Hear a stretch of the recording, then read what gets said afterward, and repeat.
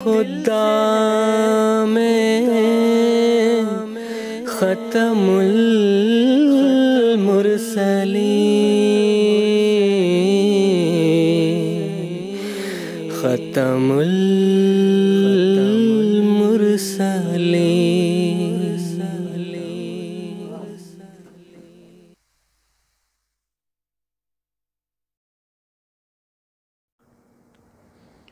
आऊज़ु बिल्लाहि मिनश्शैतानिर्रजीम बिस्मिल्लाहिर्रहमानिर्रहीम।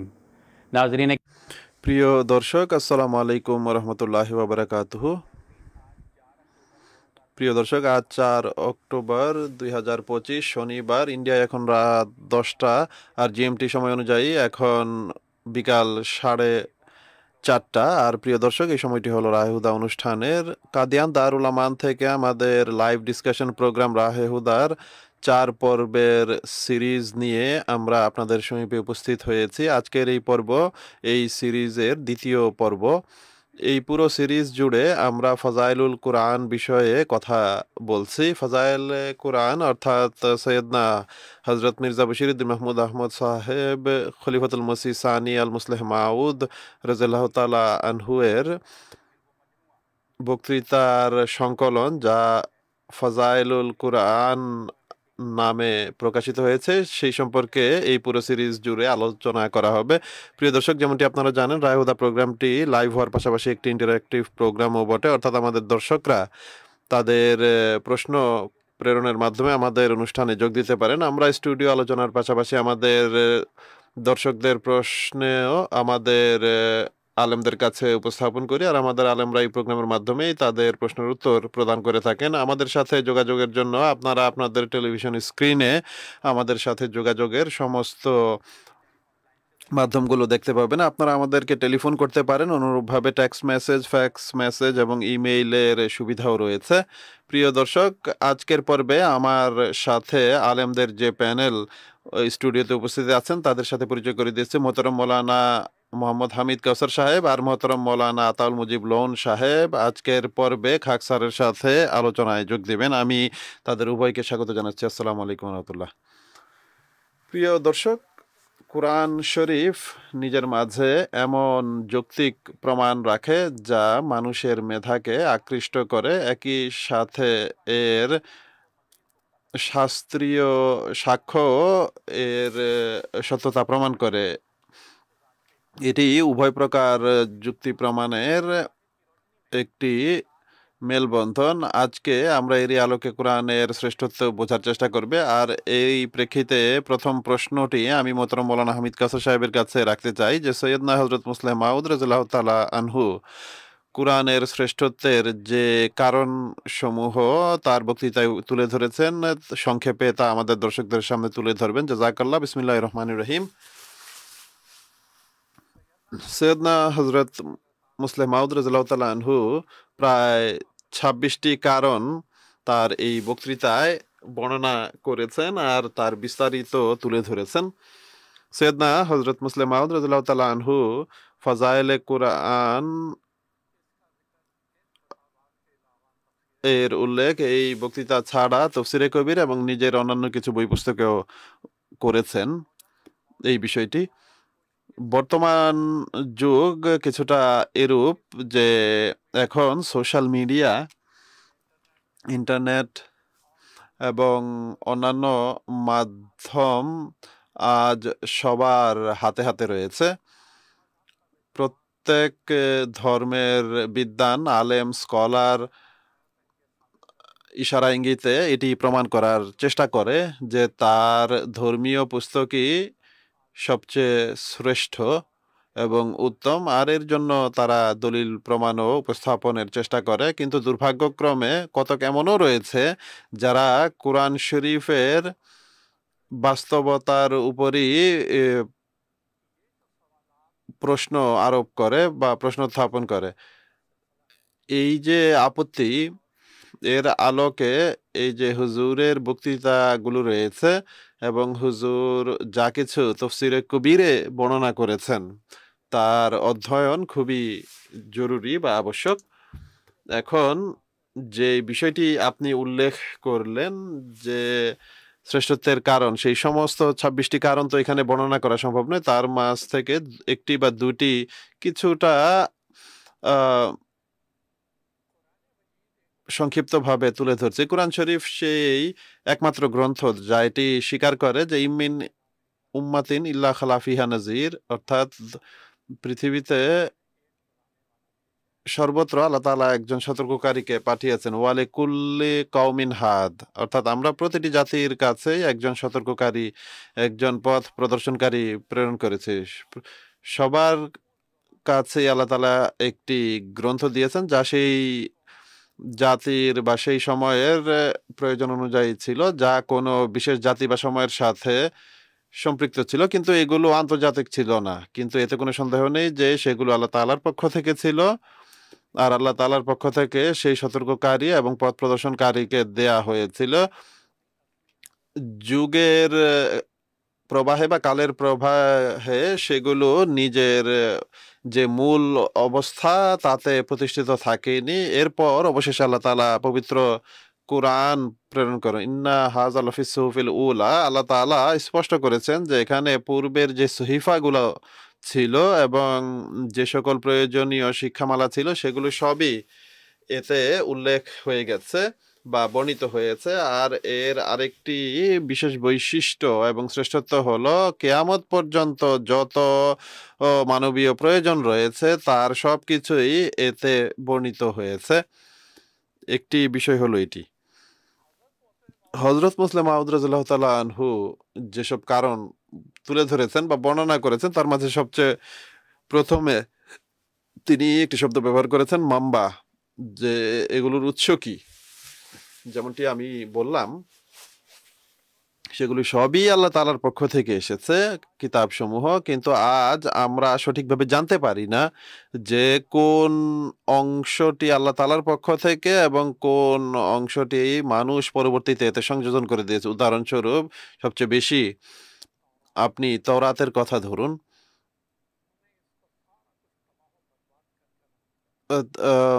এর পুরো মূল শিক্ষাই হারিয়ে গিয়েছিল। আজরা নবী এটিকে পুনরায় লিখেছেন। এখন আল্লাহই জানে এতে কতটুকু খোদার কথা আছে আর কতটুকু তার নিজের কথা। অনুরূপভাবে আজ আমাদের মাঝে বেদ রয়েছে, এর সম্পর্কে ও মতভেদ রয়েছে। কোথা থেকে এসেছে, কেউ বলে 4 ঋষি, কেউ বলে যে আরো বেশি। তো যা হোক এই সম্পর্কে মতভেদ রয়েছে, কিন্তু সবচেয়ে বড় বৈশিষ্ট্য কোরআন শরীফের যা এর শ্রেষ্ঠত্ব সেটি হলো সে নিজে, অর্থাৎ এটি নিজে দাবি করছে যে ইন্না আনজালনাহু কুরআনান, আল্লাহ তাআলা বলছেন যে আমরা অবতীর্ণ করেছি কোরআন শরীফ, আমরা এটিকে অবতীর্ণ করেছি। আর এর উৎস হলেন আল্লাহ তাআলার সত্তা নিজে। এরপর আল্লাহ তাআলা বলেছেন ইন্না নাহনু নাজ্জালনা যিকরা ওয়া ইন্না লাহু লাহাফিজুন। দুটি বিষয়, আমরা নিজেরা অবতীর্ণ করেছি, অন্য কেউ অবতীর্ণ করেনি। হাফিজুন, এর সুরক্ষাকারীও আমরাই, প্রকৃত সুরক্ষাকারী আমরা। কিয়ামত পর্যন্ত আমরাই এর সুরক্ষা করব। অন্যান্য ধর্মীয় বই পুস্তকের ন্যায়, কিতাবের ন্যায় এখানে মানুষের হস্তক্ষেপ হয়নি, এতে মানুষের হস্তক্ষেপ সম্ভব হয়নি। আর শুধুমাত্র আল্লাহ তাআলাই এর হেফাজত বা সুরক্ষা করবেন। 13 শতাব্দী এর সাক্ষী যে কোরআন শরীফ যা সৈয়দনা হযরত মুহাম্মদ মুস্তাফা সাল্লাল্লাহু আলাইহি ওয়াসাল্লাম এর প্রতি যে কোরআন অবতীর্ণ হয়েছিল, ঠিক সেই কোরআন হুবহু সেই কোরআনই আজও উপস্থিত রয়েছে। এতে কোনো কিছু সংযোজনও হয়নি, কোনো কিছু বিয়োজনও হয়নি। দ্বিতীয় বিষয়, যা সন্দেহযুক্ত কিছু কথা শিয়াদের পক্ষ থেকে বা অন্যদের পক্ষ থেকে যেগুলো উত্থাপন করা হয় সেগুলো সবই আল্লাহ তাআলা এই আয়াত দ্বারা খণ্ডন করেছেন যে ইন্না লাহু লাহাফিজুন, আমরা হলাম এর সুরক্ষাকারী। আর যখন কিনা আমরা এর সুরক্ষাকারী, এতে কোনো পরিবর্তনও হতে পারে না, এতে কোনো কিছু বর্ধিত হতে পারে না এবং এতে কোনো বিয়োজনও হতে পারে না। এরপর আল্লাহ তাআলা দ্বিতীয় যে বিষয়টি হুজুর এর যে দ্বিতীয় বৈশিষ্ট্য উল্লেখ করেছেন তা বা এর যে দ্বিতীয় কারণ আর হুজুর বলেছেন সেটি হলো এটি প্রভাব বিস্তারী বা দ্রুত প্রভাব বিস্তারী, খুব দ্রুত এর প্রভাব পড়ে। এখন দেখুন এর ফলাফল দেখুন। 23 বছর যাবৎ এটি রাসূল করিম সাল্লাল্লাহু আলাইহি ওয়াসাল্লামের যুগে অবতীর্ণ হয়েছে। সেই জাতি যারা এক পশুতুল্য জাতি ছিল, হিংস্র জাতি ছিল, বন্য জাতি ছিল, সেই জাতি যাদের পশুত্ব এবং মানবতার মাঝে কোনো পার্থক্যই ছিল না। হযরত মুসলিম মাউদ আলাইহিস সালাম এটিকে এক পংক্তিতে এইভাবে বলেছেন যে সাদাফতাহুম কাউমান কাজিল্লাতিন, আম পরের অংশ বুঝিনি। তুমি তাদেরকে এক গোবরের ন্যায় পেয়েছিলে, তাদেরকে স্বর্ণের খণ্ডে তুমি পরিণত করে দিয়েছ। তো এর যে ফলাফল তা খুব দ্রুত সৃষ্টি হয়, আর এর পুরো ফলাফল মানুষের সামনে রয়েছে যে রাসূল করিম সাল্লাল্লাহু আলাইহি ওয়াসাল্লামের যুগে আরবরা বন্য জাতি ছিল, পশুতুল্য জাতি ছিল। তিনি সাল্লাল্লাহু আলাইহি ওয়াসাল্লাম তাদেরকে চারিত্রিক মানুষে পরিণত করেছেন। এরপর তাদেরকে চারিত্রিক মানুষ থেকে, চরিত্রবান মানুষ থেকে আল্লাহওয়ালা মানুষে পরিণত করেছেন। আর যখন আল্লাহওয়ালা মানুষে পরিণত করেছেন তখন এই মানে তাদের উপনীত করেছেন, যার প্রতিবিম্ব হযরত মুসলিম মাউদ আলাইহিস সালামের একটি পংক্তিতে তুলে ধরেছেন। মানুষ বলতে তিনি আলাইহিস সালাম বলেন যে তারাকুল গাবু আবাদ্দালু মিন যাওকিহি যাওকা দুআয়ে বেলাইলাতিল আহজানি, অর্থাৎ এই লোকেরা গবুক ছেড়ে দিয়েছিল। গবুক বলা হয় মদকে, যা তারা সকালে উঠে পান করত, তাহাজ্জুদের সময় যেটি পান করা হয়। এরা 5 বেলা মদ পান করত। হুজুর বলেন যে তারা সেই সমস্ত জিনিস পরিত্যাগ করেছে, আর এর বিনিময়ে তারা রাতে উঠে তাহাজ্জুদ পড়া আরম্ভ করেছে। তো হযরত মুসলিম মাউদ রাদিয়াল্লাহু তাআলা আনহু যে বলেছেন যে এটি খুবই উপকারী এবং কল্যাণজনক, এর ফলাফল খুব দ্রুত দৃশ্যমান হয়। যেই জাতি এটিকে অবলম্বন করে তারা খুব দ্রুত নিজেদের মূল লক্ষ্যে পৌঁছতে পারে। আরেকটি আয়াত এই ধারাবাহিকতা আসে। 3য় বা 4র্থ হিজরি সন যখন মহানবী সাল্লাল্লাহু আলাইহি ওয়াসাল্লাম মদিনায় চলে গিয়েছেন, তখন 3 বা 4 বছর পর মদ হারাম আখ্যায়িত করা হয়। হযরত আনাস রাদিয়াল্লাহু তাআলা আনহু বর্ণনা করেন যে আমি আবু তালহা রাদিয়াল্লাহু তাআলা আনহু এর ঘরে ছিলাম, আর সেখানে মদ পান করানো হচ্ছিল, আর তারা মদ পান করছিলেন। বাইরে কোনো ঘোষক এই ঘোষণা করে যে মদ হারাম করা হয়েছে। তো কেউ কেউ বলে যে আগে পান করে নাও, এরপরে গিয়ে ঘোষণা শুনে নিও। একজন বলে যে না, প্রথমে গিয়ে ঘোষণা শোনো যে সে কি বলছে। সে আসে এবং সে বলে যে মদ হারাম আখ্যা দেওয়া হয়েছে। সবাই যে ঘোড়া ছিল মদের সেগুলো ভেঙে ফেলে। আপনি আমাকে বলুন বা কেউ বলুক যে ধর্মের ইতিহাসে এমন দ্রুত প্রভাব বিস্তারী কোনো কিতাব পৃথিবীতে আর আছে কিনা। আজ যত সরকার ব্যবস্থা রয়েছে, কেউ কেউ চেষ্টা করে যে মদকে যেন বন্ধ করা হয়, মদকে নিষিদ্ধ করা হয়, কিন্তু তারপরও মানুষ এটি পরিত্যাগ করে না। কিন্তু সেই জাতি দেখুন যারা কিনা একটি নষ্ট জাতি ছিল, কোরআন শরীফের প্রভাব তাদের উপর এমনভাবে পড়েছে যে যখনই কোনো বহি নাজেল বা অবতীর্ণ হতো তখনই তারা তা পালন করা আরম্ভ করতেন। এটি কোনো সাধারণ গ্রন্থ নয়। পৃথিবীর অন্য কোনো কিতাব এমন পরিবর্তন আনতে পারেননি, এত দ্রুত প্রভাব বিস্তার করতে পারেননি। আর এই পরিবর্তনই 1400 বছর যাবৎ চলমান রয়েছে। এটি ঠিক যে কেউ কেউ অবুঝ হয়ে থাকে, কেউ অমান্যকারীও হয়ে থাকে, কিন্তু একটি বড় অংশ এমন রয়েছে যারা সেই শিক্ষাকে বুকে ধারণ করে জীবনযাপন করছে। তো এটি কোরআন শরীফের অনেক বড় এক শ্রেষ্ঠত্ব, যে এর মাঝে এক পরিবর্তন সাধনের শক্তি রয়েছে যা অন্যান্য কিতাবে নেই। আর তারা সবাই দেখছে যে হাজার চেষ্টা সত্ত্বেও তারা সেসব পরিবর্তন সাধন করতে পারে না যা তারা করতে চায়। সেই ধর্ম বা ধর্মের আকর্ষণ সৃষ্টি হয় না যা তারা সৃষ্টি করতে চায়। এটি কোরআন শরীফের শ্রেষ্ঠত্বের একটি প্রমাণ। এখন পুনরায় আমি বলে দিতে চাই যে প্রথমে সবচেয়ে বড় বিষয় হলো এতে সেই সমস্ত প্রয়োজনীয় শিক্ষামালা যা পূর্বে ছিল তা এখানে অন্তর্ভুক্ত করা হয়েছে। কোনো জাতি এটি বলতে পারবে না যে আমাদের কিতাবের উল্লেখেতে নেই। দ্বিতীয় বিষয় যেটি এখানে বলা হয়েছে সেটি হলো এতে আল্লাহ তাআলা এই দাবি করেছেন যে ইন্না আমরা অবতীর্ণ করেছি, আমি এর সুরক্ষা করব। এখন যার জামানত আল্লাহ তাআলার সত্তা দিচ্ছেন তার চেয়ে বড় গ্রন্থ আর কোনটি হতে পারে? তৃতীয় বিষয় হলো এটি খুব দ্রুত প্রভাব বিস্তার করতে পারে।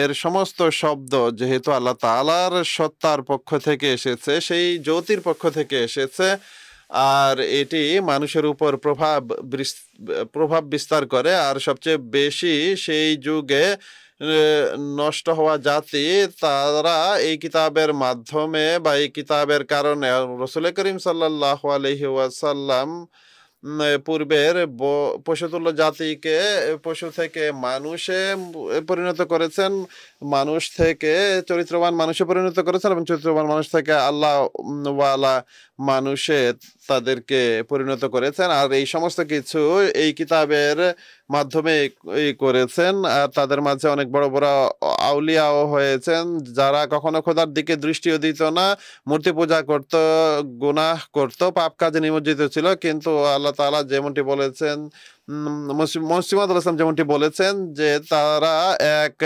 গোবর সদৃশ ছিল, তাদেরকে সোনার ঢেলায় পরিণত করে দিয়েছেন।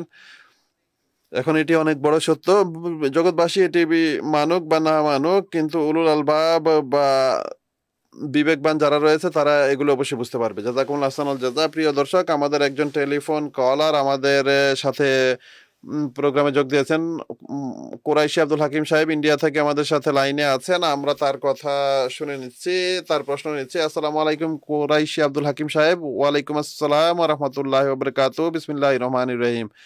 এই অথম সর্বপ্রথম হযরত আমিরুল মুমিনিন ইসরাত বিন ইসরাইল আজিজ এবং আপনাদের সমীপে আসসালামু আলাইকুম উপস্থাপন করছি। আমার প্রশ্ন হলো, কোরআন শরীফে সূরা মুমিনের শেষ আয়াত পড়ছেন তিনি, সৈয়দনা হযরত মুসলিম মাউদ এর অনুবাদ করেছেন।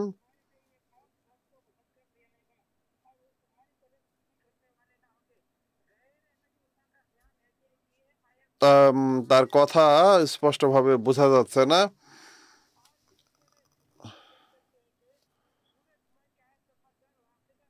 সূরা तो नहीं, तो आपने हजरत सलमान फारसी के तरफ इशारा करते फरमाया कि इसकी कौम में से ये मुबारक वजूद पैदा होंगे। तो इस सिलसिले में मोहब्बत की जो तीसरी आयत है, तो इससे मुराद क्या? गैर अहमदी उसमें इशारा लेते हैं। आप ये बताइए कि हम इस तरीके से सदाकत हजरत इमाम मेहदी मसीह अलैहिस्सलाम साबित करें। शुक्रिया। জাযাকুমুল্লাহ আব্দুল হাকিম সাহেব। জাযাকুমুল্লাহ আব্দুল হাকিম সাহেব, আমি মোহতরম মাওলানা আব্দুল মজিদ লন সাহেবের কাছে প্রশ্নটি রাখছি। কোরআন শরীফের দুটি ভবিষ্যৎবাণীর উল্লেখ করেছেন তিনি দুটি আয়াতের বরাতে, আর তিনি বলছেন যে ও আহমদী লোকেরা বলে থাকে যে এই আয়াতগুলো দ্বারা হযরত ইমাম আবু হানিফা এবং তার মান্যকারীদের বোঝাচ্ছে। তো জামাতে আহমদিয়া এই ব্যাপারে কি মতামত রাখে সেটি বলার অনুরোধ করেছেন।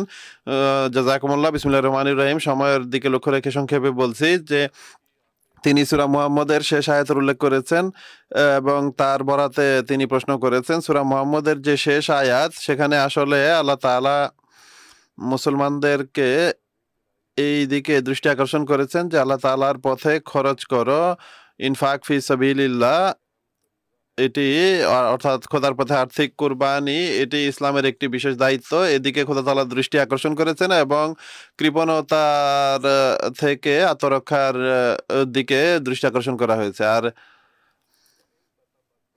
এরই প্রেক্ষিতে আরেকটি আয়াতে বলা হয়েছে যে তোমরা যদি এই নির্দেশ অমান্য করো, এই নির্দেশের আনুগত্য যদি না করো, তাহলে অন্য এক জাতিকে তোমাদের বদলে সৃষ্টি করা হবে যারা এই নির্দেশাবলী পালন করবে। হযরত খলিফাতুল মসিহ সালেহ রাহিমাহুল্লাহ নিজের খুতবাতে বিভিন্ন আয়াতের তফসির তুলে ধরেছেন।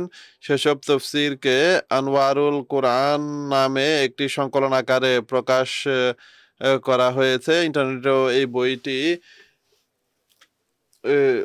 রয়েছে। আমি কুরাইশি আব্দুল হাকিম সাহেবকে বলবো যে আপনি অবশ্যই সেখান থেকে এই বিষয়টি অধ্যয়ন করে নেবেন। তো হযরত খলিফাতুল মসিহ সানি যা বলেছেন তার সারাংশ হলো এই আয়াতের আসলে আল্লাহ তাআলা 3টি যুগের উল্লেখ করেছেন। একটি যুগ হলো যেখানে মহানবী সাল্লাল্লাহু আলাইহি ওয়াসাল্লাম স্বয়ং উপস্থিত ছিলেন, এবং তারপর হাদিস থেকে জানতে পারি যে 300 বছরের যে যুগ রয়েছে, আমি বিস্তারিত উল্লেখ করছি না। তো সেই 300 বছরের সময়কালে প্রথমে মুসলমান, প্রথমে সাহাবীরা, এরপর তাবেঈন, তাবা তাবেঈন, তারা ইসলামের নির্দেশাবলী সেভাবেই পালন করেছেন যেভাবে তাদের ইচ্ছা ছিল এবং আল্লাহ তাআলার ইচ্ছা ছিল। তো এরপর মাঝখানে এমন একটা যুগ এসেছে যেখানে মুসলমানরা কোরআনী নির্দেশনা থেকে দূরে সরে গেছে। হযরত খলিফাতুল মসিহ সালেস রাহিমাহুল্লাহ বলেন যে এটি এমন এক যুগ ছিল যাতে ইনফাক ফি সাবিলিল্লাহর লোকেরাও ছিল এবং কৃপণতার করার মতো লোকও ছিল, কিন্তু অধিকাংশ লোক ছিল কৃপণ। আর এরপর হুজুর বলেন যে তৃতীয় যুগ সেটি এসেছে যার প্রতি আসলে এই কোরআন শরীফের আয়াতে ইঙ্গিত দেওয়া হয়েছে যে ওয়াইন তাতাওয়াল্লাউ ইয়াস্তাবদিল কাওমান গায়রাকুম, অর্থাৎ সেই যুগের প্রেক্ষিতে আল্লাহ তাআলা বলেছেন যে সেটি আসলে হযরত মুসলিম আলাইহিস সালামের যুগ। তো এটি এমন এক যুগ যেখানে খোদার পথে কুরবানির বিষয়টি সেই পূর্বের মর্যাদা পেয়েছে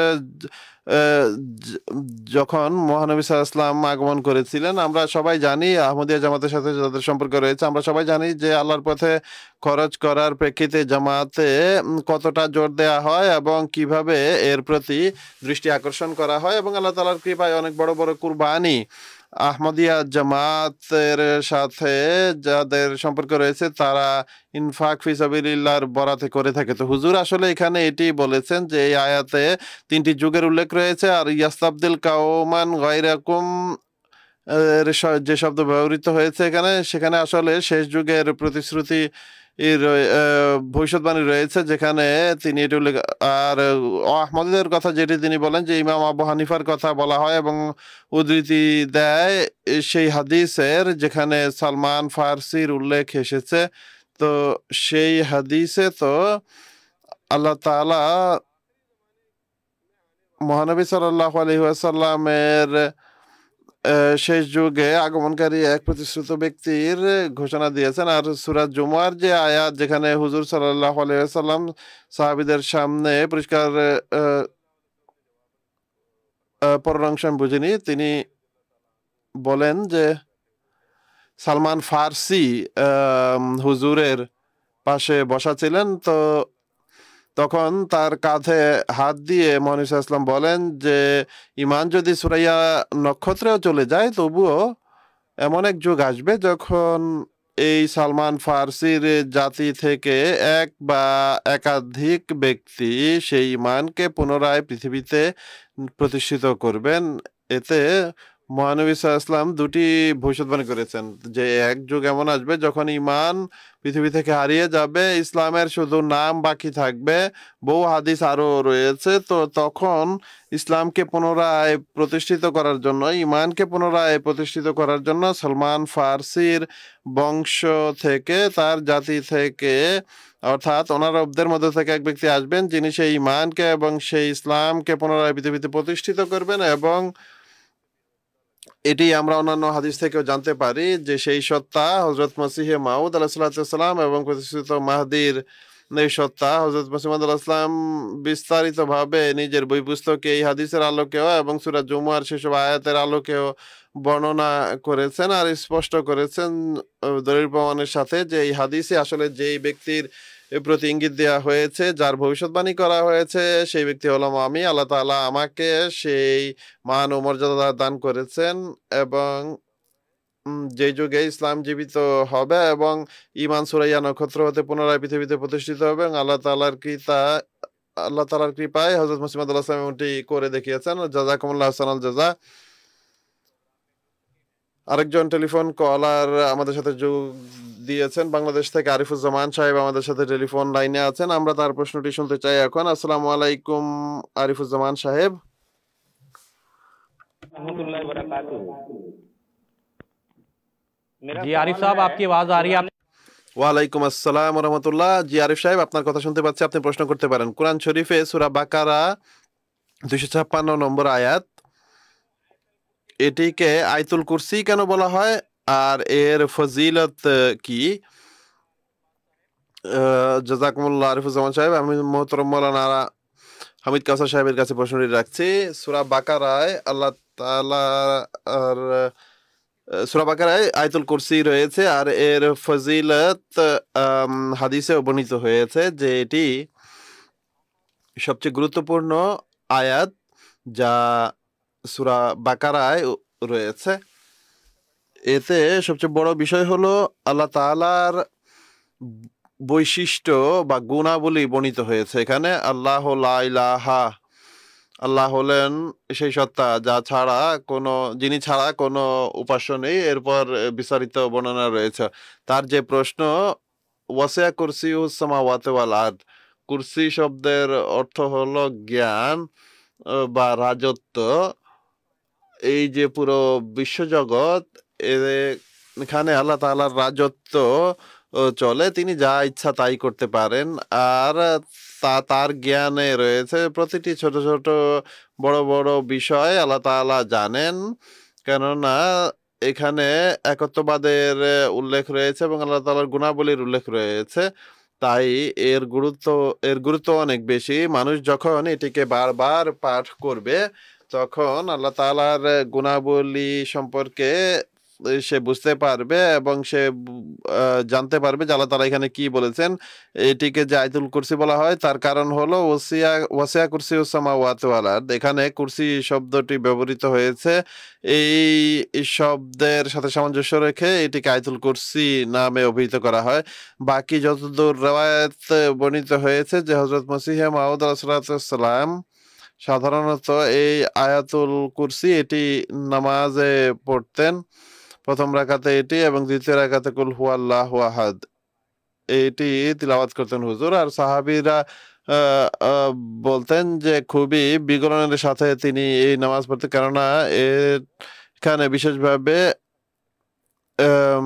খোদা তাআলার গুণাবলী বর্ণিত হয়েছে, তো হুজুর বারবার এর উল্লেখ করতেন। তো সূরা বাকারার যে তাফসীর রয়েছে এটি আপনি পড়ে নেবেন। এর যে সারাংশ দাঁড়ায় তা হলো আয়াতুল কুরসি, অর্থাৎ এটি হলো সেই প্রশ্রবণ এবং অন্যান্য সকল সূরা তার তাফসীর, অথবা এইভাবে বলতে পারেন যে পুরো কোরআনই তার তাফসীর, যাতে আল্লাহ তাআলার গুণাবলী বর্ণিত হয়েছে এবং একত্ববাদ বর্ণিত হয়েছে। সংক্ষেপেই হলো উত্তর। জাযাকুমুল্লাহ আহসানাল জাযা। প্রোগ্রামের পরবর্তী প্রশ্ন মোহতরম মাওলানা আতাউল মুজিব লোন সাহেবের কাছে রাখতে চাই, যে সৈয়দনা হযরত খলিফাতুল মসিহ আস-সানি মুসলিম মাউদ রাদিয়াল্লাহু তাআলা আনহু কোরআন শরীফের আল্লাহ তাআলার পক্ষ থেকে হওয়ার বিষয়ে 3টি প্রমাণ উপস্থাপন করেছেন, সে সম্পর্কে বলার অনুরোধ করছি। ফাজাইলুল কোরআন, যেমনটি আপনি শুরুতেও বললেন যে হযরত মুসলিম মাউদ রাদিয়াল্লাহু তাআলা আনহু এর খুবই উন্নত মানের বক্তৃতার সংকলন এটি।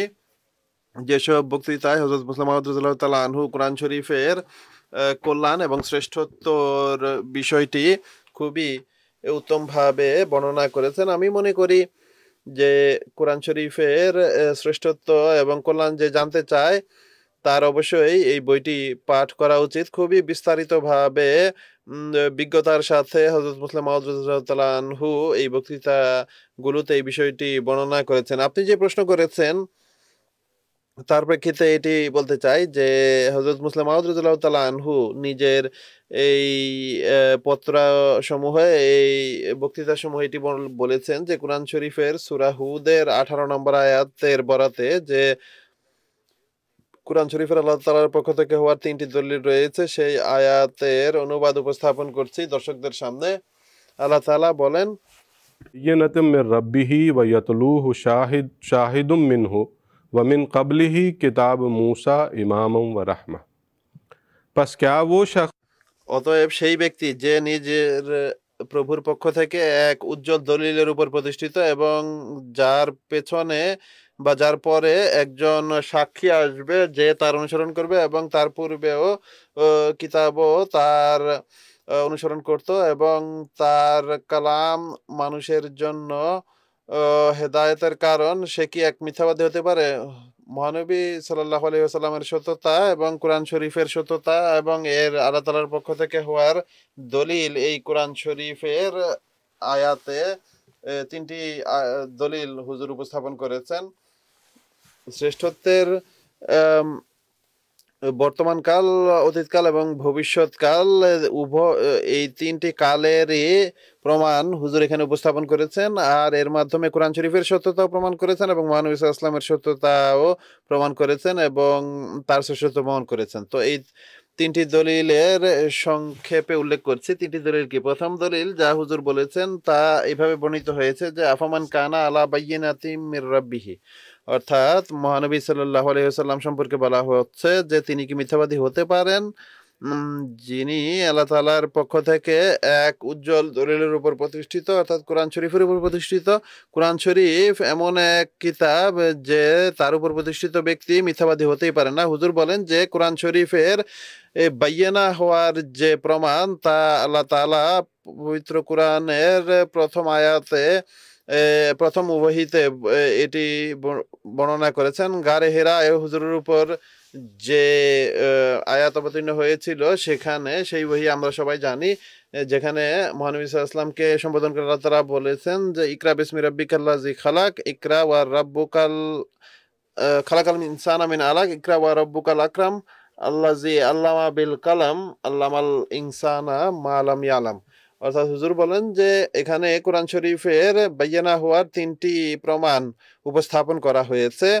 প্রথম ভবিষ্যৎবাণী হলো ইকরা ওয়া রাব্বুকাল আকরাম, পড়ো তোমার প্রভুর নামে যিনি সবচেয়ে আকরাম, সবচেয়ে সম্মানিত এবং সবচেয়ে বেশি সম্মান রাখেন। কোরআন শরীফ অবতীর্ণ হওয়ার পর আল্লাহ তাআলার সম্মানিত হওয়ার বিষয়টি প্রমাণিত হয়েছে। এখন আল্লাহ তাআলার আকরাম হওয়া কি? আল্লাহ তাআলার আকরাম হওয়া তার তাওহীদের প্রমাণ বহন করো, আর সবচেয়ে প্রিয় আল্লাহ তাআলার কাছে হলো নিজের এক হওয়া। তার বাস্তবায়ন কোরআন শরীফ অবতীর্ণ হওয়ার পর হয়েছে। এই আয়াতে এই ভবিষ্যৎবাণীর উল্লেখ রয়েছে এবং এই আয়াত অবতীর্ণ হওয়ার পর কোরআন শরীফের অবতরণের পর আল্লাহ তাআলা এই বিষয়টি প্রমাণ করে দেখিয়েছেন। এখানে বিস্তারিত বলার সুযোগ নেই সময়ের কারণে, কিন্তু মহানবী সাল্লাল্লাহু আলাইহি ওয়াসাল্লামের যুগে আরবের অবস্থা কি ছিল, শিরক কতটা বিস্তার লাভ করেছিল সেটি আমরা সবাই জানি। কিন্তু কোরআন শরীফ আসার পর কিভাবে মানুষকে তৌহিদের দিকে ফিরিয়ে এনেছেন, এটি হলো একটি ভবিষ্যৎবাণী। দ্বিতীয় ভবিষ্যৎবাণী হুজুর বলেন যে আল্লাহ তাআলা এখানে এইভাবে বলেছেন যে আল্লামাল ইনসানা বিল কালাম, অর্থাৎ মানুষকে আল্লাহ তাআলা কলমের মাধ্যমে শিখিয়েছেন। এখানেও একটি ভবিষ্যৎবাণী রয়েছে। হুজুর বলেন যে মহানবী সাল্লাল্লাহু আলাইহি ওয়াসাল্লামের যুগে লেখার কোনো রীতি ছিল না, প্রচলনই ছিল না, বরং মৌখিকভাবে মুখস্থ করার চলন ছিল বা রীতি ছিল। মানুষ শত শত কবিতা বা গল্প মুখস্থ করে ফেলতো। হুজুর বলেন যে তখন মক্কায় 7 জন ব্যক্তি এমন ছিলেন যারা লিখতে জানতেন, কিন্তু আল্লাহ তাআলা কোরআন শরীফের আয়াতে বলে দিয়েছেন যে এখন কলমের মাধ্যমে তাদেরকে শেখানো হবে। অর্থাৎ আর আমরা দেখেছি যে কোরআন শরীফ অবতীর্ণ হওয়ার সাথে সাথেই হুজুর সাল্লাল্লাহু আলাইহি ওয়াসাল্লাম বলেন যে প্রত্যেক সাহাবী এই লেখাপড়া শিখে যাবে। সেই লোকেরাই যারা লেখাপড়াকে ঘৃণা করতো তারাই লেখাপড়া শিখে গেল। তো এইটি ছিল সূচনা কলমের মাধ্যমে জ্ঞানের বিস্তার লাভ হওয়ার। আর কোরআন শরীফে এই ভবিষ্যৎবাণী রয়েছে। আর এরপর যে বিপ্লব সাধিত হয়েছে, যে কিভাবে অনেক বেশি কলমের মাধ্যমে জ্ঞান বিস্তৃত হয়েছে। তো এখানেও হুজুর বলেন যে এই ভবিষ্যৎবাণী রয়েছে যে কলমের মাধ্যমে জ্ঞান বিস্তৃতি পাবে, কিন্তু কোরআন শরীফের যে জ্ঞান ভান্ডার রয়েছে, কোরআন শরীফের যে শিক্ষামালা রয়েছে তা সকল যুগে প্রতিষ্ঠিত থাকবে। সকল ধরনের জ্ঞান যদি ছড়িয়ে আছে এবং কলম এর মাধ্যমে তা করা হবে, কিন্তু কোরআন শরীফের প্রয়োজন কখনো শেষ হবে না। আমরা দেখি আজকাল যে আমাদের যুগেও অনেক বড় বড় বৈজ্ঞানিকরা জন্ম নিয়েছে এবং অনেক বড় বড় আবিষ্কার তারা করে, কিন্তু কিছু কাল পর জানা যায় যে তাদের আবিষ্কার অসম্পূর্ণ ছিল বা ত্রুটিপূর্ণ ছিল। সেখানে আরো নতুন নতুন বিষয় সংযোজিত হয়, আরো উন্নত হয়। সেগুলো কয়েক বছরের মাঝেই সেসব জিনিসে পরিবর্তন সাধিত হয়। কিন্তু হুজুর বলেন যে কোরআন শরীফের এই আয়াতে বলা হয়েছে যে কোরআন শরীফের শিক্ষামালা সর্বদা প্রতিষ্ঠিত থাকবে, এগুলোর প্রয়োজনীয়তা সর্বদা থাকবে, এগুলো কখনো শেষ হবে না বা সেই প্রয়োজনীয়তা কখনো শেষ হবে না। হুজুর এরপর বলেন যে তৃতীয় ভবিষ্যৎবাণী পবিত্র কোরআনের এই আয়াতে আল্লাহ তাআলা যেটি বলেছেন তা হলো আল্লামান ইনসানা মা লাম ইয়ালাম, অর্থাৎ কোরআন শরীফের অবতীর্ণ হওয়ার পর এমন এমন জ্ঞান পৃথিবীতে আবিষ্কৃত হবে যেগুলো মানুষ পূর্বে জানতো না। হুজুর বলেন যে স্বয়ং কোরআন শরীফে আল্লাহ তাআলা এমন সব বিষয় বর্ণনা করেছেন যেগুলো পূর্বে জানাই ছিল না। পূর্বের কিতাব সমূহে তার উল্লেখই কোথাও নেই, না তাওরাতে, না ইনজিলে, না অন্য কোনো গ্রন্থে। তো আল্লাহ তাআলা পবিত্র কোরআনে সেসব জ্ঞান প্রকাশ করেছেন এবং এছাড়াও কোরআন শরীফ ছাড়াও নতুন নতুন জ্ঞান সামনে আসা আরম্ভ হয়। আর স্বয়ং মুসলমানরা এমন সব জ্ঞান আবিষ্কার করে যেগুলোর পূর্বে কোনো অস্তিত্ব ছিল না। তো এই তিনটি বিষয় আল্লাহ তাআলা প্রথম আয়াতে বলে দিয়েছেন। তো হুজুর বলেন যে এটি হলো এই বিষয়ের প্রমাণ যে কোরআন শরীফ হলো বাইয়িনা। মহানবী সাল্লাল্লাহু আলাইহি ওয়াসাল্লাম হলেন এক উজ্জ্বল দলিলের উপর প্রতিষ্ঠিত, আর এটি কোরআন শরীফের আল্লাহ তাআলার পক্ষ থেকে হওয়ার দ্বিতীয় প্রমাণ। এরপর আল্লাহ তাআলা আরেকটি বিষয় বলেছেন, ওয়ামিন কাবলিহি কিতাব মূসা ইমামা ওয়া রাহমা, অর্থাৎ এর পূর্বে মূসার কিতাব রয়েছে যা ইমাম এবং রহমত। এই প্রেক্ষিতে সূরা আরাফের আরেকটি আয়াত হুজুর এখানে নিজের বই পুস্তকের মাঝে একটি বক্তৃতায় বর্ণনা করেন যে আল্লাহ তাআলা সূরা আরাফে বলেছেন পবিত্র কোরআনে যে আল্লাযীনা ইয়াত্তাবিউনা রাসূলান নাবিয়্যুল উম্মিয়াল্লাযী, পরের অংশ আমি বুঝিনি, অর্থাৎ সেই উম্মি নবীর অনুসরণ করে যাকে তারা নিজেদের ইনজিল এবং তাওরাতে যার সম্পর্কে ভবিষ্যৎবাণী তারা নিজেরা পায়। তো এই আয়াতের সমর্থন এই আয়াত করে যে পূর্ব থেকে মহানবী সাল্লাল্লাহু আলাইহি ওয়াসাল্লাম সম্পর্কে এবং মহানবী সাল্লাল্লাহু আলাইহি ওয়াসাল্লামের উপর অবতীর্ণ এই অসাধারণ ভবিষ্যৎবাণীর উল্লেখ করেছেন হযরত মূসা, হযরত ইয়াহইয়া, হযরত ঈসা আলাইহিস সালাম, বহু নবীর ভবিষ্যৎবাণী রয়েছে। হযরত মূসা আলাইহিস সালামের ভবিষ্যৎবাণীর উল্লেখ করে তৃতীয় প্রমাণ আমি সংক্ষেপে বলবো।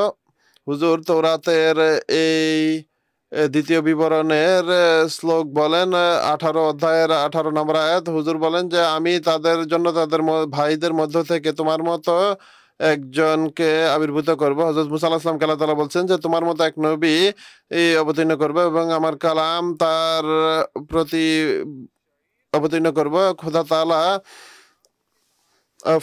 ফারান পাহাড়ে বিকশিত হয়েছেন 10,000 সাহায্যকারীর সাথে এবং তার ডান হাতে এক আগুনের শরীয়ত ছিল তাদের সাথে। তো আমি বিস্তারিত বিবরণে যাব না যে কিভাবে এই ভবিষ্যৎবাণী মহানবী সাল্লাল্লাহু আলাইহি ওয়াসাল্লামের মাধ্যমে এবং কোরআন শরীফের মাধ্যমে আল্লাহ তাআলা পূর্ণ করেছেন। তো এটি দ্বিতীয় দলিল কোরআন শরীফের আল্লাহ তাআলার পক্ষ থেকে হওয়ার, যে পূর্ব থেকেই এ সম্পর্কে ভবিষ্যৎবাণী রয়েছে। আর তৃতীয় দলিল হুজুর বলেন যে এই ভাষায় আল্লাহ তাআলা পবিত্র কোরআনে বর্ণনা করেছেন যে ইয়াতলুহু শাহিদুম মিনহু, অর্থাৎ পরবর্তীতে এমন লোকেরা আসবে যারা কোরআন শরীফের প্রজ্ঞাপূর্ণ বিষয়াদি জগতের সামনে রাখবেন। লা ইয়ামাসসুহু ইল্লাল মুতাহহারুন, অর্থাৎ আল্লাহ তাআলার পক্ষ থেকে পবিত্র লোকেরা এর বাস্তবতা তোমাদের সামনে রাখবে, জগতের সামনে রাখবে। আর এমন এক ব্যক্তি আসবেন যাকে আল্লাহ তাআলা এই আয়াতে সাক্ষ্য আখ্যা দিয়েছেন, কোরআন শরীফের তত্ত্বজ্ঞান উপস্থাপনকারী আখ্যা দিয়েছেন। হযরত মুসলিম মাউদ রাদিয়াল্লাহু তাআলা আনহু তাফসীরে কবিরে এই আয়াতের বরাতে বলেন যে অতএব জেনে রাখা উচিত যে এখানে বিশেষত হযরত মসিহে মাউদ আলাইহিসসালামেরই উল্লেখ রয়েছে, যার অবতীর্ণ হওয়া বা আবির্ভাব হওয়া খোদা তাআলার পক্ষ থেকে এমন ভাবে হওয়ার কথা ছিল যেমনটি আর তার আগমনই পরের অংশ আমি বুঝিনি, যখন কিনা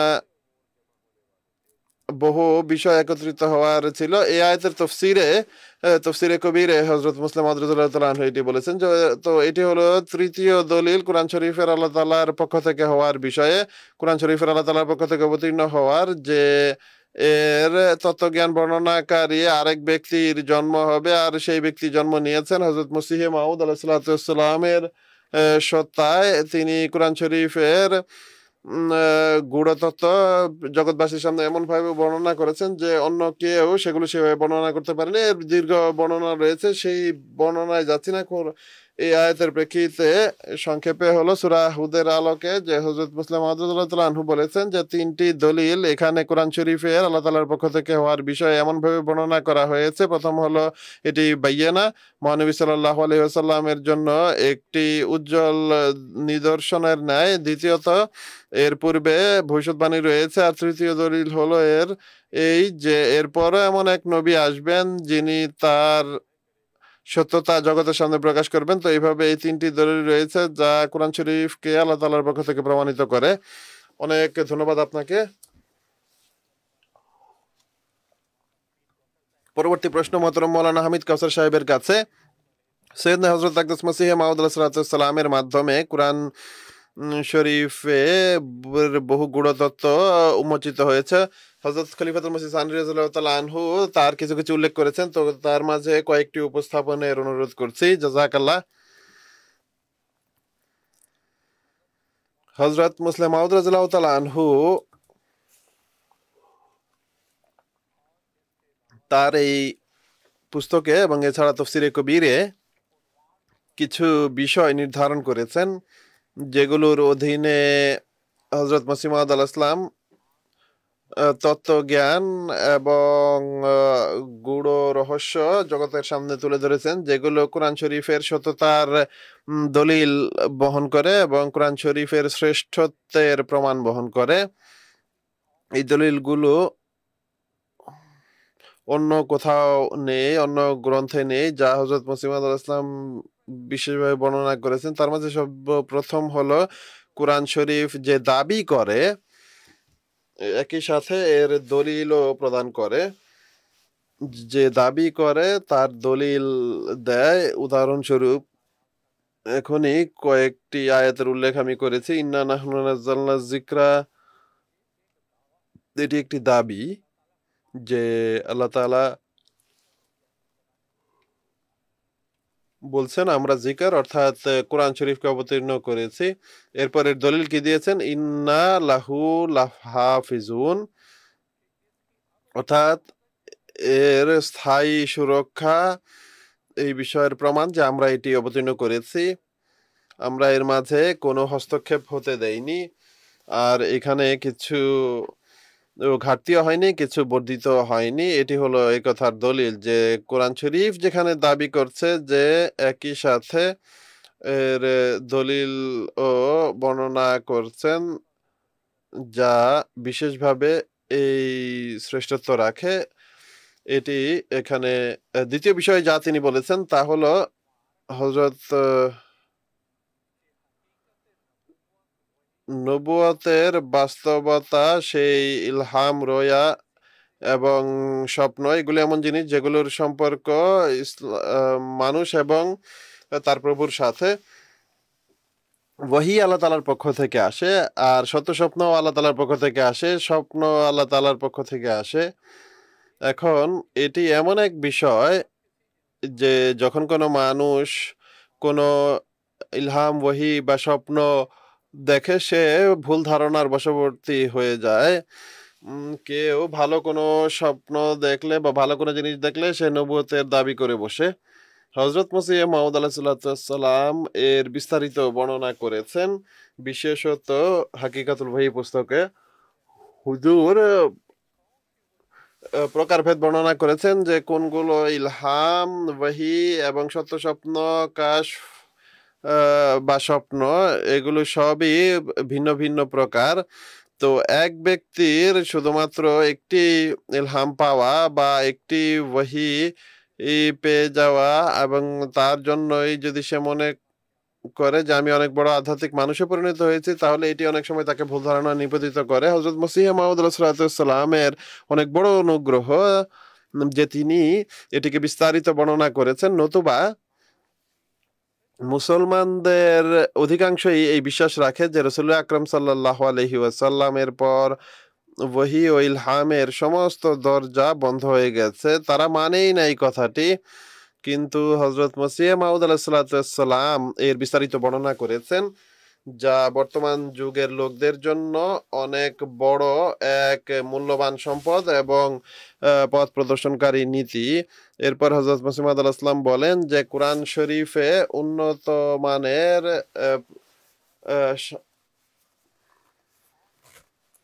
ধারাবাহিকতা রয়েছে, এর উপর অনেক বেশি আপত্তি হয়। হযরত মসিহ মাউদ আলাইহিস সালাম তা বিস্তারিত বর্ণনা করেছেন, কারণ এই আপত্তি এই ভাবে করা হয় যে কুরআন শরীফের অবতীর্ণ হওয়ার ধারাবাহিকতা একটি, কিন্তু এখন কোরআন শরীফ আমাদের হাতে যেটি রয়েছে তাতে সেই ধারাবাহিকতা নেই, বরং অন্য এক ধারাবাহিকতা বিদ্যমান।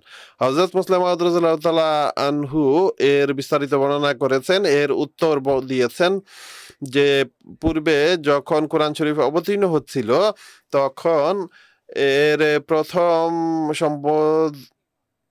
ধন হিসেবে সেসব লোক ছিল যারা আল্লাহকে মানত না, তারা মুশরিক ছিল, মূর্তি পূজারী ছিল। তাদেরকে বিরত করা হয়েছে, তাদের সামনে ইসলামের শিক্ষামালা বর্ণনা করে কোনো লাভ হতো না, তাদের সামনে নামাজের বাস্তবতা, রোজার বাস্তবতা এগুলো বর্ণনা করা তখন সময় উপযোগী ছিল না। তাই শুরুতে সেসব আয়াত অবতীর্ণ হয়েছে যেগুলো কুরাইশের জন্য ছিল, যেগুলো মুশরিকদের জন্য ছিল, তাদের জন্য এই সমস্ত বিষয় বর্ণিত হয়েছে। কিন্তু পরবর্তীতে যে ধারাবাহিকতা সংকলন করা হয়েছে তখন সেখানে প্রথম সম্বোধিত ব্যক্তি যেহেতু মুসলমানরা ছিল, তাই তাদের সম্পর্কে যে সকল ভবিষ্যৎবাণী এসেছে সে অনুযায়ী আয়াত রাখা হয়েছে। তো এইভাবে আয়াতের ধারাবাহিকতা, সূরার ধারাবাহিকতা, এগুলো এমন ধারাবাহিকতা যা নিজ নিজ জায়গায় এক বিস্তারিত বর্ণনার দাবি রাখে। এরপর হুজুর বলেন যে আগামীতে বা আগামীর ভবিষ্যৎবাণী কোরআন শরীফ তাকে কোরআন শরীফ অতীতের বিষয়ে উপস্থাপন করে এবং আগামীতে কিয়ামত পর্যন্ত যা কিছু ঘটবে এবং যে সকল ঘটনাবলী ঘটবে আল্লাহ তাআলা সেগুলো সম্পর্কেও বিস্তারিত বলে দিয়েছেন এবং এ সম্পর্কে ভবিষ্যৎবাণী করেছেন। কিয়ামতের নিকটবর্তী হওয়ার বিষয়টি সঠিক অর্থে কি হবে এ সম্পর্কে মানুষের কোনো নিশ্চিত জ্ঞান নেই। কিয়ামতের বিষয়ে তিনি তিনটি কথা বলেছেন, যে কিয়ামত কোনো একটি জিনিসের নয় বরং এর দুই তিনটি ব্যাখ্যা রয়েছে, তা হুজুর বিস্তারিত বর্ণনা করেছেন। অনুরূপভাবে মিথ্যা ধর্মগুলোর খণ্ডন, এমন ধর্ম যেগুলো নিজেদের মূল অবস্থানে নেই, তারা এক পথভ্রষ্টতার দিকে নিয়ে যায়, শিরকের দিকে নিয়ে যায়। কোরআন শরীফ তার খণ্ডনও খুব বিস্তারিতভাবে করেছে, আর এটিও এর বিশেষ বৈশিষ্ট্য, নিজের সত্তায় পরিপূর্ণ গ্রন্থ হওয়া।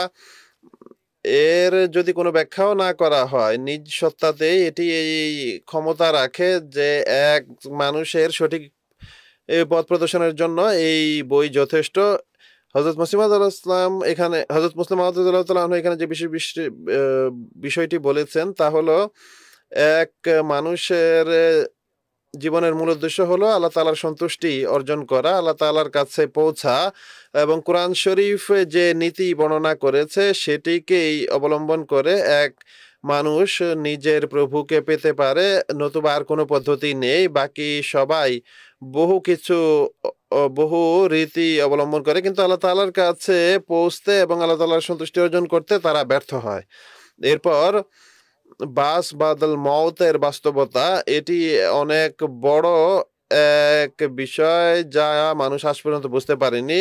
অনেক চেষ্টা সে করেছে, অনেক অর্থ এই গবেষণায় খরচ করা হয়েছে যে আসলে মৃত্যুর পর মানুষের সাথে কি হয়। তো এই বাস্তবতা জানার অনেক চেষ্টা করা হয়েছে, কিন্তু সবই ব্যর্থ হয়েছে। কুরআন শরীফ এর বিস্তারিত বর্ণনা করেছে এবং হযরত মসিহ মাউদ আলাইহিসসালাম এর বিস্তারিত ইসলামী উসুল কি ফিলোসফি, ইসলামী নীতি দর্শন পুস্তকে বর্ণনা করেছেন, যা হযরত মসিহ মাউদ আলাইহিস সালামের এক অতি উন্নত মানের রচনা। আর হযরত মুসলিম আসলাম এই সমস্ত বিষয়ে সেখানে উল্লেখ করেছেন। এরপর হুজুর যা বলেছেন তা আহ, চ- নৈতিকতা সম্পর্কে কোরআন শরীফের অসাধারণ বিস্তারিত উল্লেখ। আখলাক বা চরিত্র, এটি কাকে বলা হয়? এক ব্যক্তি আহ, বেয়াদবি করে এবং সে বলে যে আমার কাছে এটি চারিত্রিক মান বা নৈতিক মান, কিন্তু কোনো মান তো থাকা উচিত। কোনটিকে আমরা সচ্চরিত্র বলবো, কোনটিকে আমরা দুশ্চরিত্র বলবো, এটি আমরা কিভাবে বুঝবো? এটি কোরআন শরীফ বর্ণনা করেছে যে সমস্ত কিছু যা নিজের যথাস্থানে ব্যবহৃত হয় সেটি হলো সচ্চরিত্র, কিন্তু যেটি আপনি ভুল জায়গায় ব্যবহার করছেন এটি হলো মন্দ চরিত্র। কিন্তু এটি এমন বিস্তারিত বিষয় যা হযরত মুসলিম আদ ইসলাম ইসলামী উসুল কি ফিলোসফি ইসলামী নীতি দর্শন পুস্তকে বর্ণনা করেছেন। তো এগুলো হলো সে সকল বিষয় বা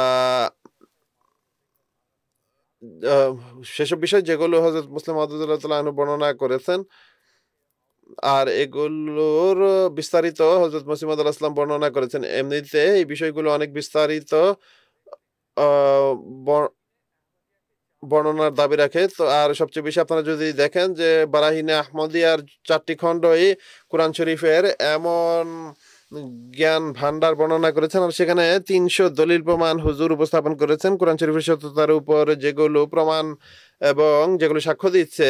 আর হুজুর এর নামও রেখেছেন যে মানুষ অনেক বেশি এই মানুষকে অনেক বেশি আহ্বান জানিয়েছেন যে তারা যেন এর উত্তর দেয়, কিন্তু কেউ আসেনি। তো সংক্ষিপ্ত ভাবে হযরত মুসলিম মাউদ রাদিয়াল্লাহু তাআলা আনহু এই পুস্তকে তাফসীরে কবির এবং অন্যান্য আহ, বক্তৃতায় এগুলো বর্ণনা করেছেন যে এগুলো হলো কোরআন শরীফের গূঢ় রহস্য বা তত্ত্ব, যা হযরত মুসলিম আউদ আলাইহিস সালাম মানুষের সামনে উপস্থাপন করেছেন। আল্লাহ তাআলা তাকে যেগুলো শিখিয়েছেন, নতুবা এর পূর্বে আর কেউ এগুলো উপস্থাপন করতে পারেন। আকসারের পরবর্তী প্রশ্ন মোহতরম মাওলানা আতাউল মুজিব লোন সাহেবের কাছে হলো এটি যে আল্লাহ তাআলার গুণাবলী এবং এগুলোর প্রকাশ সম্পর্কে কি বলেছেন। হযরত মুসলিম মাউদ রাদিয়াল্লাহু তাআলা আনহু যে বিভিন্ন সূরা এবং বিভিন্ন কারণ বর্ণনা করেছেন কোরআন শরীফের শ্রেষ্ঠত্বের, সেখান থেকে একটি হুজুর রাদিয়াল্লাহু তাআলা আনহু এটিও বলেছেন যে আল্লাহ তাআলার পক্ষ থেকে যে সমস্ত ঐশী গ্রন্থ অবতীর্ণ হয় সেগুলোর উদ্দেশ্য আল্লাহ তাআলার গুণাবলীর বিকাশও হয়ে থাকে বা প্রকাশও হয়ে থাকে। কিন্তু কোরআন শরীফের পূর্বে যত গ্রন্থ আল্লাহ তাআলা অবতীর্ণ করেছেন সেগুলোর মাধ্যমে আল্লাহ তাআলার আহ, বৈশিষ্ট্য বা গুণাবলীর পরিপূর্ণ প্রকাশ হয়নি, বরং কোরআন শরীফের মাধ্যমে আল্লাহ তাআলার সমস্ত গুণাবলীর পরিপূর্ণ প্রকাশ হয়েছে। হুজুর বলেন যে কোন যুগে মানুষের মাঝে খেয়ানত বেশি ছিল, তখন আল্লাহ তাআলা তখনকার নবীকে সে অনুযায়ী নিজের আম, গুণের প্রকাশ করেছেন। কোন যুগে কঠোরতা বেশি ছিল, তাই আল্লাহ তাআলা নিজ নবীকে প্রেম, ভালোবাসা, নম্রতার শিক্ষা দিয়ে এইভাবে নিজের বৈশিষ্ট্য প্রকাশ করেছেন। কোন যুগে আল্লাহ তাআলার 2টি গুণ, কোন যুগে 3টি, 4টি, 5টি গুণের প্রকাশ হয়েছে, কিন্তু পরিপূর্ণভাবে কোন ঐশী গ্রন্থের মাধ্যমে আল্লাহ তাআলার সমস্ত গুণাবলীর বিকাশ বা প্রকাশ হয়নি। শুধু এবং শুধুমাত্র কোরআন শরীফ হলো একমাত্র গ্রন্থ যার মাধ্যমে আল্লাহ তাআলার সমস্ত গুণাবলীর বিকাশ বা প্রকাশ হয়েছে। আহ, আলহামদুলিল্লাহ রাব্বিল আলামিন সম্পর্কে বলছেন যে আহ, এটি একমাত্র কোরআন শরীফেই পরিপূর্ণভাবে প্রকাশ হয়েছে, আর যেই নবীর উপর এটি এসেছে তাকে রাহমাতুল্লিল আলামিন বলা হয়েছে, এবং তাকে নির্দেশ দিয়ে বলা হয়েছে যে কুল ইন্নী রাসূলুল্লাহ ইলাইকুম জামিআন, অর্থাৎ আমি তোমাদের সবার প্রতি রসুল হয়ে এসেছি। তো জানা কথা যে এমন রসুলের মাধ্যমেই এটি সম্ভব ছিল যে আল্লাহ তাআলার সিফত রাব্বুল আলামিনের পরিপূর্ণ বিকাশ হতো। এরপর হুজুর বলেন যে শরীয়তের পরিপূর্ণতাও কোরআন শরীফের মাধ্যমে হয়েছে, অন্য কোনো গ্রন্থের মাধ্যমে এটি সম্ভব ছিল না, কেননা বাকি যত কিতাব ছিল কোরআন শরীফের পূর্বে সেগুলো কোনো জাতির সাথে সম্পর্ক রাখে এবং যুগের সাথে সম্পর্ক রাখে, তাই শরীয়তের পরিপূর্ণতার বিকাশ সেগুলোর মাধ্যমে হতেই পারে না।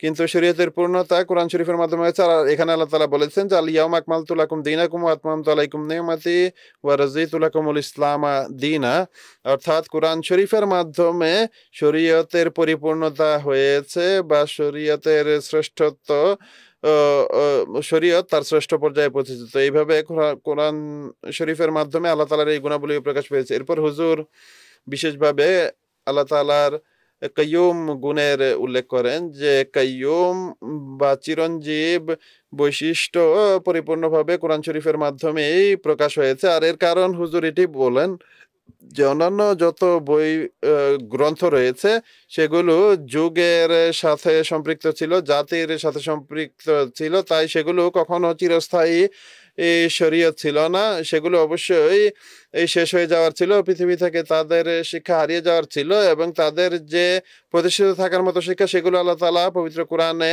একত্রিত করেছেন ফিহা কুতুবুন কাইয়িমা বলার মাধ্যমে।